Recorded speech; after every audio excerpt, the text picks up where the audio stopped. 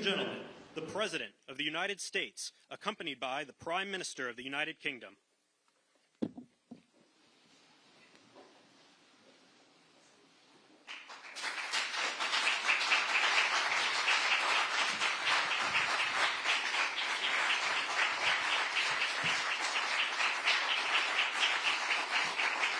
Thank you very much.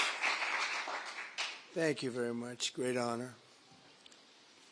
Today it's my privilege to welcome the Prime Minister of a very special place, the United Kingdom, to the White House.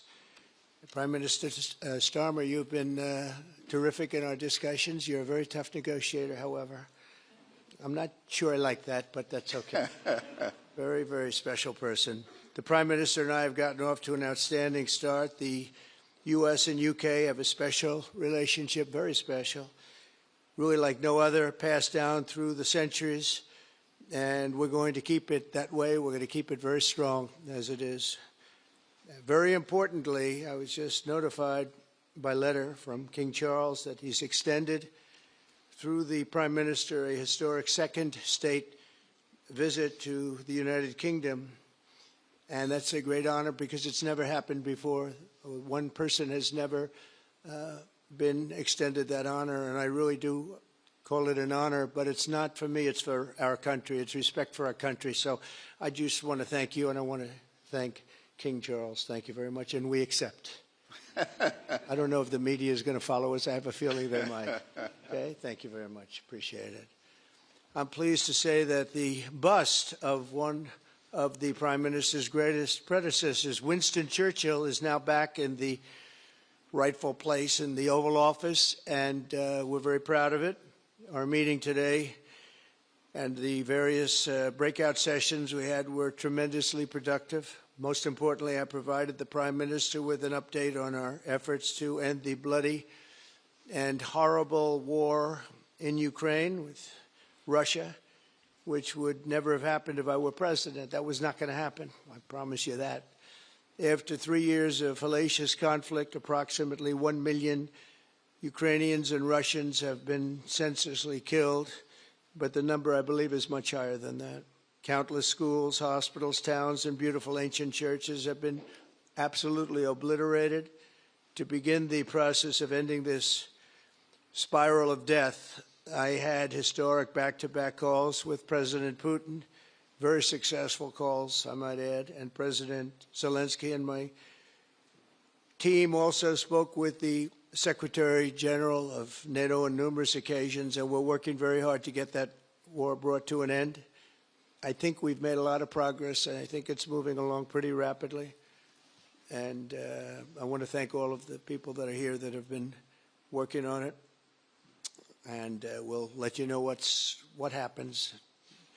It'll either be fairly soon or it won't be at all. In addition, this week I met with President Macron of France, as you know, and held talks with members of the G7.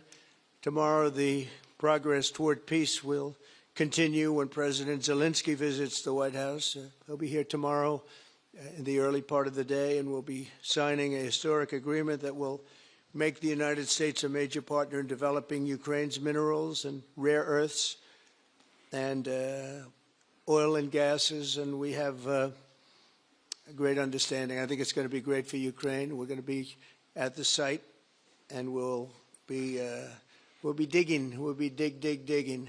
Dig we must. A big utility in New York, Con Edison, they used to have a sign, dig we must, and we will be digging.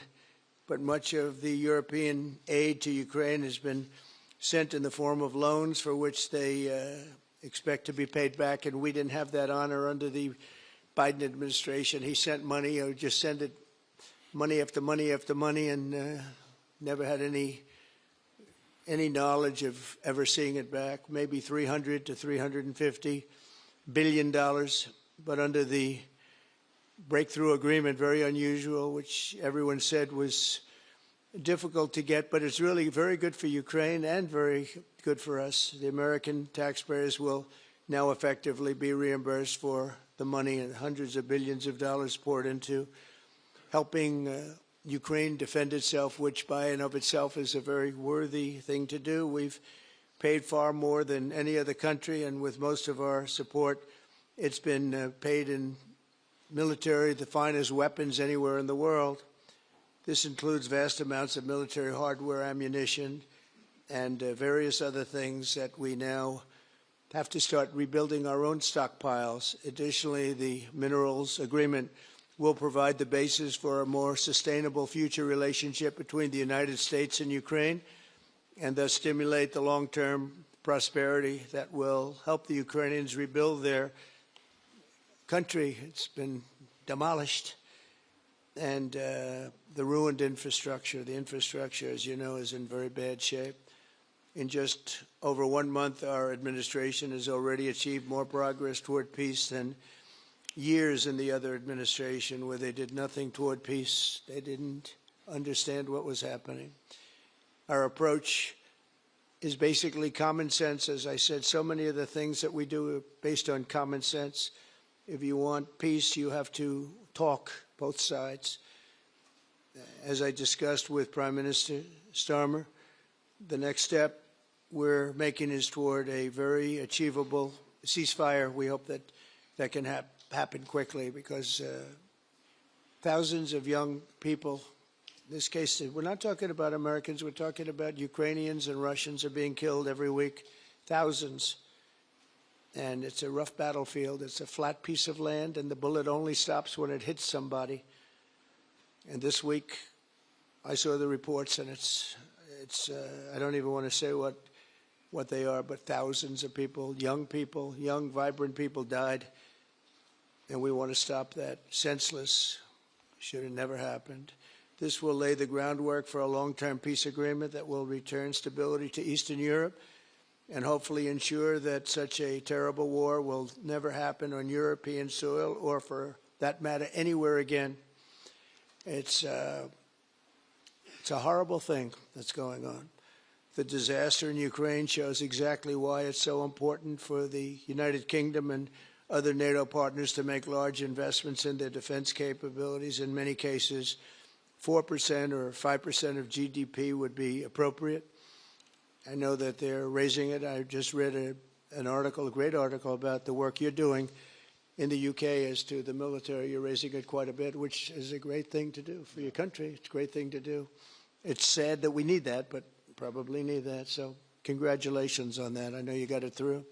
After years of chronic underfunding, there's an urgent need to catch up for some countries. And I want to thank the Prime Minister once again for traveling here today.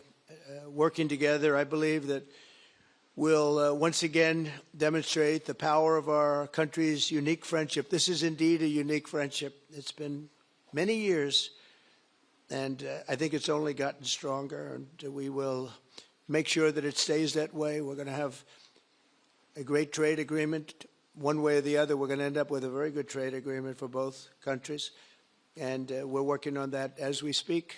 I think we'll have the confines. I think we'll have something maybe even in terms of possibilities agreed to very shortly. JD's working on it, Vice President, and Scott, and I'm just looking at this all from Mike. You're going to work on it. Everyone's going to work on it. We'll see if we can do something pretty quickly, but we're going to make some great trade agreements with the UK and with the Prime Minister, and it'll happen very quickly. So I just want to thank you again, and please thank King Charles for the invite, and I look forward to you giving our acceptance on behalf of the United States of America. Thank you very much, sir.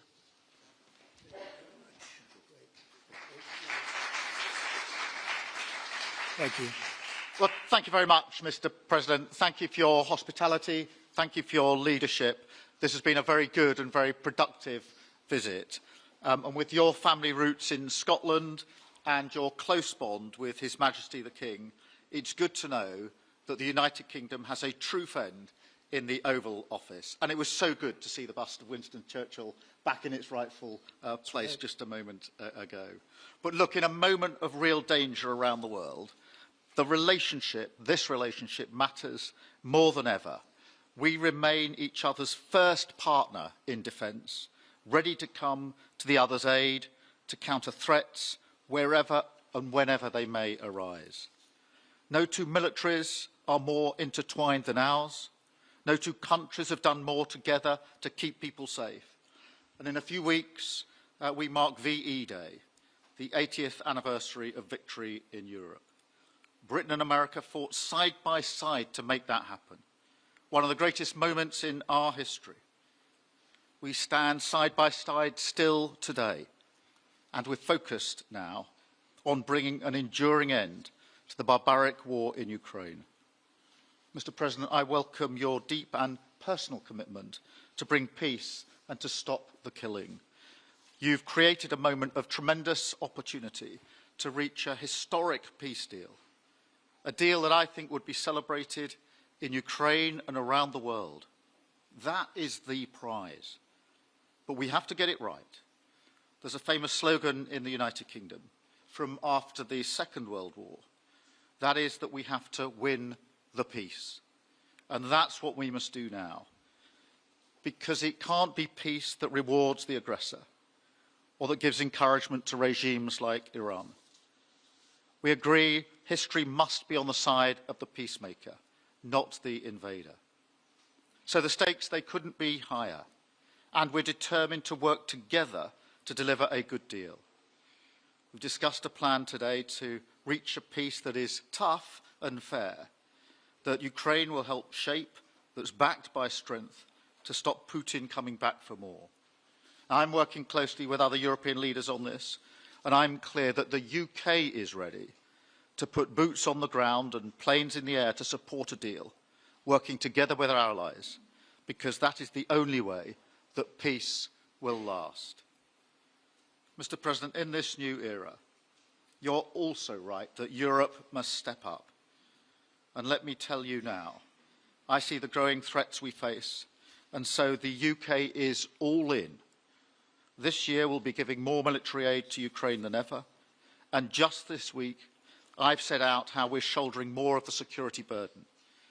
We're already one of the biggest spenders in NATO, and now we're going much further, delivering Britain's biggest sustained increase in defence spending since the Cold War. This isn't just talk, it's action, rebalancing the transatlantic alliance, making us all stronger, and standing up for our shared values and shared security, as Britain always has. And Mr. President, it's no secret we're from different political traditions, but there's a lot that we have in common. We believe it's not taking part that counts. What counts is winning. If you don't win, you don't deliver. And we're determined to deliver for the working people of Britain and America, who want and deserve to see their lives improve. So we're both in a hurry to get things done, and that's what the UK and US do when we work together. We win and we get things done. So we'll do what it takes to keep our people safe. We'll also work together to deliver some big economic wins that can benefit us both. We have a $1.5 trillion invested in each other's economies, creating over 2.5 million jobs across both economies. Our trading relationship is not just strong, it's fair, balanced and reciprocal. We're leaders together in so many areas, ranked 1 and 2 in the world as investment destinations, 1 and 2 for universities, 1 and 2 for Nobel Prizes, 1 and 2 in golf as well, by the way, and we're the only 2 Western countries with trillion-dollar tech sectors, leaders in AI. And look, we take a similar approach on this issue. Instead of over-regulating these new technologies, we're seizing the opportunities that they offer. So we've decided today to go further, to begin work on a new economic deal with advanced technology at its core. Look, our 2 nations together shaped the great technological innovations of the last century. We have a chance now to do the same for the 21st century. I mean, artificial intelligence could cure cancer. That could be a moonshot for our age. And that's how we'll keep delivering for our people. There are so many opportunities. Keep our nation strong and fulfill the promise of greatness that has always defined this relationship. Finally, to underline the importance of this bond. It was my privilege and honour to bring a letter with me today from His Majesty the King, not only sending his best wishes, but also inviting the President and the First Lady to make a state visit to the United Kingdom, an unprecedented second state visit. This has never happened before. It's so incredible, it will be historic. And I'm delighted that I can go back to His Majesty the King and tell him that President Trump has accepted the invitation. So thank you. Our teams will now work together to set a date, and we look forward to welcoming you in the United Kingdom. Thank you once again. Thank you very much. What a beautiful accent. I would have been president 20 years ago if I had that accent. Thank you very much. Okay, let's see here. Go ahead, please. Thank you, Mr. President. Earlier today, you told me that you believe that foreign countries pay tariffs, but Americans who are concerned about higher prices believe, as most people do, that they're paid by consumers and importers when they import things into this country. Can you explain how you came to this belief that foreign governments are paying tariffs? And for the Prime Minister, did you discuss with President Trump his repeated statements of desire to annex Canada? And has the King expressed any concern over the President's apparent desire to remove one of his realms from his control? So I'll go ahead. The first part, the tariffs are necessary because we've been treated very unfairly by many, many countries, including our friends, friend and foe. But we've been treated very unfairly in trade at levels that nobody's really ever seen before, and especially under the Biden administration, they really took advantage of the United States. I put massive tariffs on China during my 4 years. We had the best economy in the history of our country. Probably the best economy, maybe the best economy in the history of the world. And I used tariffs to even things up. And in particular with China, we took in hundreds of billions of dollars and we had no inflation. And it's a myth. It's a myth that's put out there by foreign countries that really don't like paying tariffs, and especially to even up. So we've been treated badly by a lot. We're using tariffs. And I find, and you just have to look at the numbers, but I find that it's not about inflation. It's about fairness, and the inflation for us has not existed, and I don't think it's going to exist. We're going to bring our car industry back. We're going to bring our chips back. We're going to bring so many things back to our country, including pharmaceuticals and drugs. And the thing that's going to get us there is tariffs. And I say often it's my favorite word in the dictionary, but I always preface that by saying now, because I got into a lot of trouble with the fake news where they say that's not good. So I say God, love, family, wife, they're all my favorite words, but tariff is about number 4 or 5 on the list. But I will tell you, it's going to make our country rich, and it's going to stop us from being a laughing stock all over the world, because we have been taken advantage of like no country has ever been taken advantage of. Thank you very much. And look, we had a really good discussion, a productive discussion, a good discussion, as a result of which our teams are now going to be working together on an economic deal. Our teams are going to be working together on security in Ukraine. You mentioned Canada. I think you're trying to find a divide between us that doesn't exist. We're the closest of nations, and we had very good discussions today, but we didn't discuss Canada. Thank you. Please. Go ahead. Go ahead. Yes. Thank you.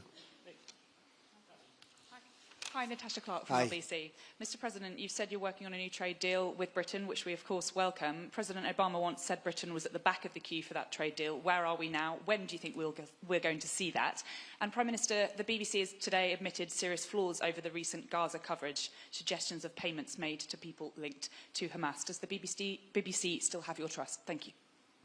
Well, they didn't do well with President Obama. He'd never got a lot of things done, and he didn't get a trade deal done that was of any importance or magnitude. We have we've had great discussions on trade, and I think we're going to have a deal done rather quickly as it can be done. We're going to have something, I think, rather quickly. We expect to do that.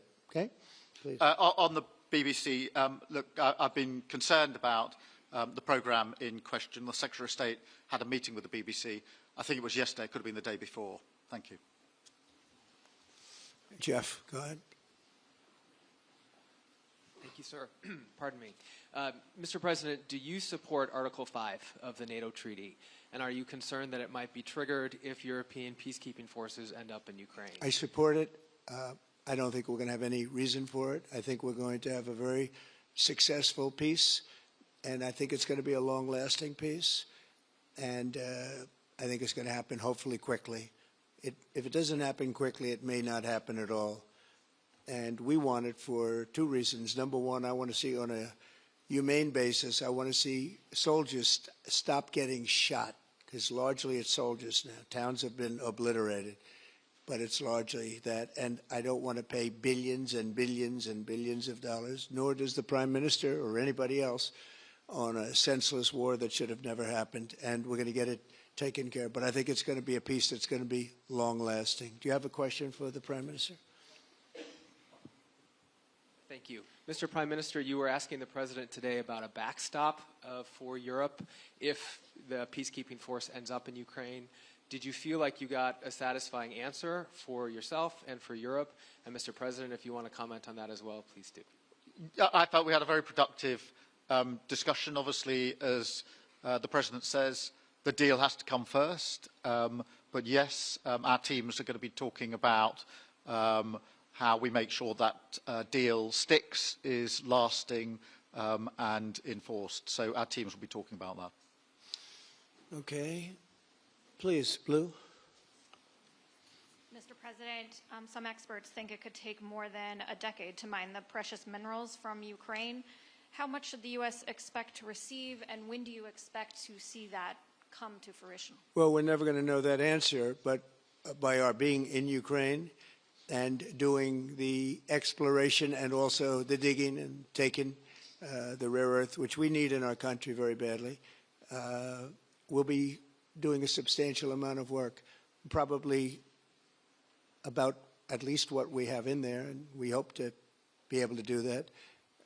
You never know when it comes to that. You know, you dig and maybe things aren't there like you think they're there, but we'll be spending a lot of time there. It'll be great for Ukraine. It's like a huge economic development project, so it'll be good for both countries. Okay? Please. Prime Minister, excuse me, Prime Minister, you've talked about putting British soldiers' boots on the ground in Ukraine in the event that President Trump succeeds with his peace deal. But can you do that without a firm assurance that America will have our back in the form of some kind of security guarantee were Putin to breach that agreement? And, Mr. President, tomorrow you're seeing President Zelensky to sign this deal on minerals and energy that could be hugely important to the United States. Will you take the opportunity to apologize to him for calling him a dictator while praising Vladimir Putin, who is a dictator? Well, Robert, let me start by saying I've been really clear today and previously that I think that European countries, including the United Kingdom, need to step up in our own defence and security. We've been doing that in recent days. You saw the announcement we made on spending just the other day. In addition to that, I've made it clear that the United Kingdom will play its full part in ensuring that if there's a deal, and we hope there is a deal in Ukraine, that that is a lasting deal that sticks. And we're obviously working with other European countries on that, France and NATO in particular, but I think I'm hosting 18 countries on Sunday to further our discussions. You heard from the President this morning that, you know, as historically has always been the case, we have each other's backs, and today we've been talking about the deal, how that will be a lasting deal, and coming out of this, our teams will now be talking in detail about that. And I think we're going to have a very good meeting tomorrow, 11 o'clock. and I think we're going to have a very good meeting tomorrow morning. We're going to get along really well, okay? We have a lot of respect. I have a lot of respect for them. We've given them a lot of equipment and a lot of money, but they have fought very bravely, no matter how you figure it. They have really fought. Somebody has to use that equipment, and they have been very brave in that sense. Yeah, please, go ahead. The Gaza ceasefire deal is nearing an end this Saturday, and there's been some worry that Phase 2 might never get there. Do you believe that Phase 2 of the ceasefire in Gaza will come to fruition? And have you spoken to Netanyahu about it? And for the Prime Minister, this peacekeeping deal has been pushed forward by the UK and France as well. Have you been in discussions with any other European countries to join this initiative? And are you expecting Commonwealth countries to also join the effort? Thank you. So we're working very hard in the Middle East and Gaza and all of the problems, and it's been going on for years and years and centuries and centuries. It's a tough neighborhood, but it could be a very beautiful neighborhood, and I think we're going to come up with some pretty good solutions. But Phase 1 is almost complete. We've had some people that have been very seriously injured, very seriously hurt, both physically and mentally. They've come out of there very, and some of them in very, very bad shape. It's shocking. Many young people aren't in bad shape. Young people are strong, healthy. They don't die. People have come out dead, young people and old people. It's a rough situation, but I think we're going to make it much better, and I think that we've had a huge impact on that since we've been in just the 4 weeks. I think we've had a huge impact on Gaza, the Middle East, and we have some pretty good talks going on concerning lots of other people that are going to make it better. So we'll see what happens. Nobody really knows, but we'll see what happens. But I think we've had a very positive impact. Prime Minister? Yeah, on the question of the European countries, yes, I've spoken to a number of countries, particularly in the last few weeks. We had a meeting in Paris last week. I've got a meeting on Sunday with 18 countries to further our discussions. Obviously, we've been talking quite intensely to our French colleagues and to NATO, but to other countries as well, because, as I say, I think it's important for European countries, including the United Kingdom, to step up and do more in the defence and security of Europe and our continent and the United Kingdom, and we'll do so. Well, we're talking to a number of other countries. Thank you. Yes, in the red, please. Pink red, flaming red. Is it me or her? Go ahead. Okay, thank you, Mr. President. A question on Ukraine. Number one is, if you're not considering the security guarantees, are you open to other forms of, for example, intelligence cooperation with Ukraine? And Mr. Prime Minister, President Trump has proposed a plan for Gaza. Does this fit into the two-state solution that the UK held for a long time? Do you see it fit into your general Middle Eastern strategy? Thank you so much. Yeah, thank you very much. We're open to many things, but before I even think about that, that's almost pleasant to think about, because that would mean that peace has been arrived at. We have to arrive at that peace. And, you know, you went 3.5 years with an administration that never even really had a meeting. They didn't have a meeting on peace, and there was no prospect of peace. I think, frankly, Russia wanted to go through the whole long deal. I don't think they do anymore. I don't think they do. We had a very big impact on that whole situation.